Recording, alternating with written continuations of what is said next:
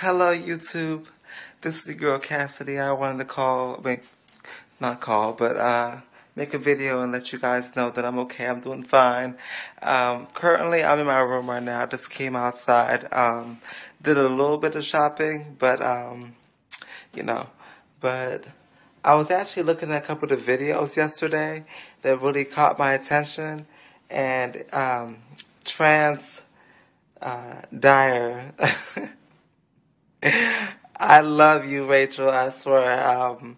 You make really, really, really good videos, and you touched on a subject that I didn't really like because it was the truth. You were talking about passability and how it's a video you made a while back, and how like other people try to put you down about your passability or not. And I wanted to add on that and say something about that. And it's just from experience, whatever little experience I have.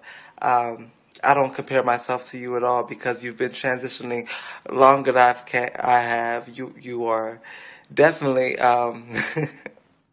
you are a woman, and I'm trying to get to where you're at. So when you say stuff like that, it makes me think. It makes me think a lot. But what I wanted to say was about the issue of being transsexual and being passable. I believe that being passable is something that you discover. Because we live in a world, you're right, where a lot of people will tell you a lot of shit and tell you, oh, you're pretty, you're pretty, you're pretty. And some of them, you're right, again, some of them might just tell us we're pretty because we might need it. We might need to hear that, but I believe it's something passable. Hold on. I believe that being passable actually means that you've discovered through situations and how the world treats you. I mean, do people cuss you out? Do they point at you when you walk by? Do they talk like, oh shit, that's a man? Or, do you, I mean, not you directly, because Rachel, come on, you are a woman. Nobody can clock your T until you tell them. So I'm just saying for the girls starting out and the girls in the in-between stage,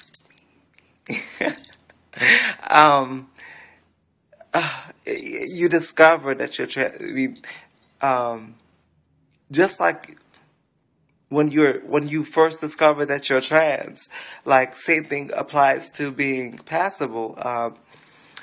I live in DC, okay, so I used to live in Southeast DC by Anacostia, and I used to take the A4, A6, or A2 bus to the station, and every morning I would, and there happened to be a transgender woman that came on the bus with me that day. I didn't know her. I don't really talk to any of the girls that much. I mostly keep to myself. I'm sorry, but I don't, no shade to nobody, but I keep to myself. But yeah, so she was sitting in front of me.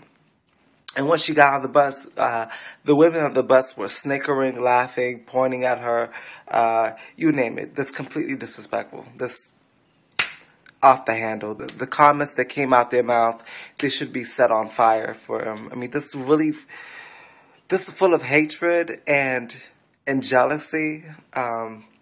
But this transgender woman, she was very beautiful. I mean, in the face, her clothes, you couldn't tell her nothing.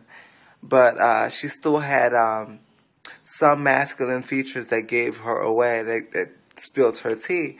So the girls decided to taunt her for a good 30 minutes. Now, I don't really talk to nobody or do anything. So basically, I was sitting behind her thinking, damn, I'm in the same situation she is. I mean, people weren't, even though I just got started, it took a while for people to catch on and say, oh, that's a tranny, or, oh, that's a trans, you know what I'm saying? Because I already had feminine features to begin with, so it wasn't that hard for me, to quickly pass. So nobody said anything to me, but they were dogging her the entire time. And I was sitting there just perplexed and just like shocked and awed, like, damn, we're the same kind. Like, she's not that different from me. You know, body build, okay, ethnicity, background, but we're the same people, transgender. You know, no matter how pretty I am or will be in the future, I will always be in that category. And that's what's been the most hurtful part of being transgender, but that's the most secure part. And I'll touch lightly on that subject later, but that really opened up my eyes to see that the world saw me as a woman. On my way out of the bus, the man harassed the woman. But when I was walking by, they're like, okay, miss, ma'am, and they let me go. You know, like, not to boast, but like when I'm by myself in public, I get a lot of cars that pull over, man, just doing the most obnoxious things to get my attention. Man, just blasting the music, rolling out the window, coming slow, putting the car on slow motion and riding with me, and this ridiculous stuff. And you know, but I really like what you had to say about being passable and how other females, you see females differently now. Now I see exactly what you're talking about. Because at first, me too, when I first got started my transition, women did not take me seriously. My friends that I had, they didn't take me seriously at all. They were like, yeah, you're going to be a woman, all right. Or, yeah, you're going to be pretty. Or like, you know, like they really taunted me because they didn't really see what these hormones were going to do. I don't think they really fully understand the power of hormones. Because they need to understand the reason why they look the way they look, act the way they act, their body shape is the way they, you know, everything about them comes from those hormones. And the hormones that I take are estradiol, which are the same, close to the same genetic, you know, produced estrogen in the ovaries. So that's what I'm taking to transform. The same estrogen that's inside your body, I'm using it to transform and become something different. And they don't seem to grasp that concept that I am going to become a woman. Like, I might not have the ability to give life, but everything about me, to the eyes, to the senses, speaks woman. And I'm comfortable. I'm in my spot. Well, I'm in my transition right now, and I'm in a very comfortable spot with myself where I'm okay with the fact that I will always be transgender. It hurts to realize that, but like my friend says, if you jump out of the window, you're gonna die. In other words, it's a fact. It's a fact, and that's how it is.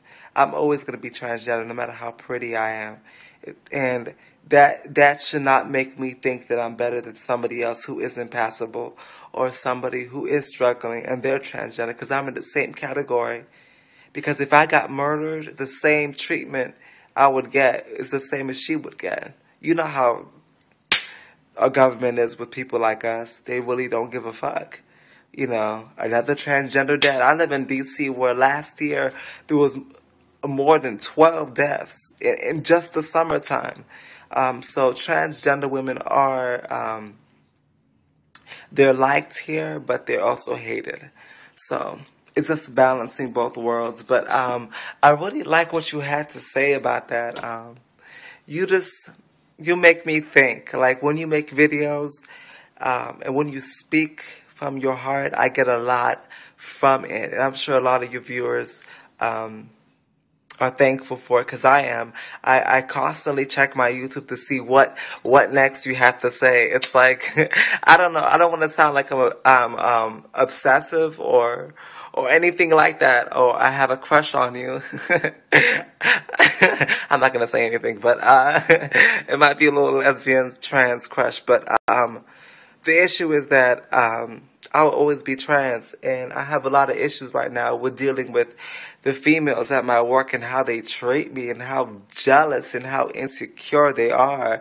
Like, I will always be trans. I have nothing on you. I don't compete with you. I'm not trying to do nothing with you. Like, calm down. Like, I just look like you. I don't have the ability.